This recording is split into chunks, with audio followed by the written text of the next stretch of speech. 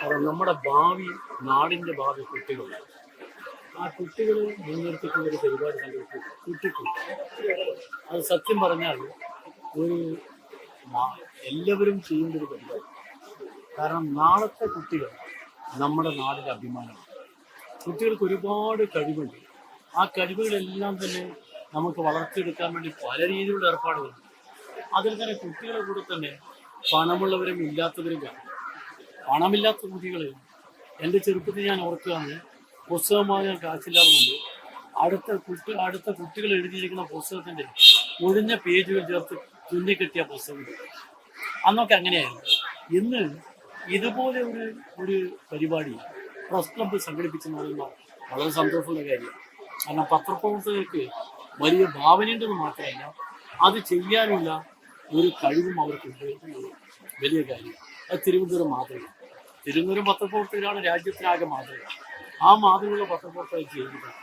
എനിക്ക് തോന്നുന്നത് ഇവിടെ വന്ന കുട്ടികളിൽ പലതരം കുട്ടികളാണ്.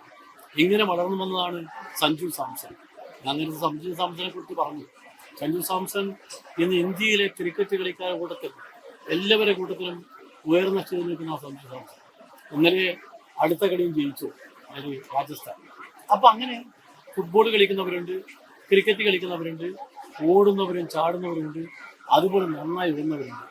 എനിക്ക് തെരഞ്ഞെടുപ്പ് കാലത്ത് എനിക്ക് നല്ല കൊച്ചു കുട്ടികൾ എഴുതിയിരിക്കുന്ന ചില കവിതകൾ, അതോടൊപ്പം തന്നെ അവർ വരച്ചിരിക്കുന്ന ചിത്രം, എൻ്റെ ചിത്രം അത്ര മനോഹരമായി വരച്ചു.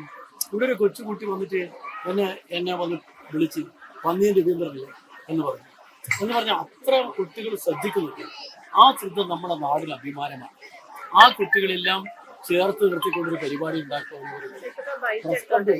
പത്രപ്രവർത്തനം മാത്രമല്ല, സാമൂഹ്യ പ്രവർത്തനത്തിന് കൃത്യമായൊരു പങ്കുവഹിക്കുന്നുള്ള ഏറ്റവും വലിയ മാതൃകയാണ്. അതുകൊണ്ട് എനിക്ക് വളരെ സന്തോഷം തോന്നി, അഭിമാനം തോന്നി. തിരുവനന്തപുരത്തിന് ഒരു കാര്യം സംഘടിപ്പിച്ച് സംഘാടകരോട് എൻ്റെ നന്ദി ഞാൻ നേരത്തെ പറഞ്ഞു. കുട്ടികൾക്കും അങ്ങനെ മാമ്പഴം ഇഷ്ടമാണ്. മാമ്പഴല്ലേ നമ്മൾ നേരത്തെ തേന്മാമ്പഴം, പുതിയ ശർക്കര, നാളികേരം, അങ്ങനെ എന്തെല്ലോ പഴയൊരു കവിത. അത് വളരെ മനോഹരമായ വരികൾ. തേനിൽ കുഴച്ച് തരുവമ്പഴും മഴകാണ്. അത്ര മനോഹരമായ വരികളാണ്. അത് ആ വരികളൊക്കെ നമ്മുടെ മനസ്സിലേക്ക് കൊണ്ടുവന്നത് വയലാറാമത് കുറെ കൂടി കാര്യമായി കൊണ്ടുവന്നു. പിന്നെ നമ്മുടെ മുമ്പിലുള്ള ONV ഉണ്ടായിരുന്നു.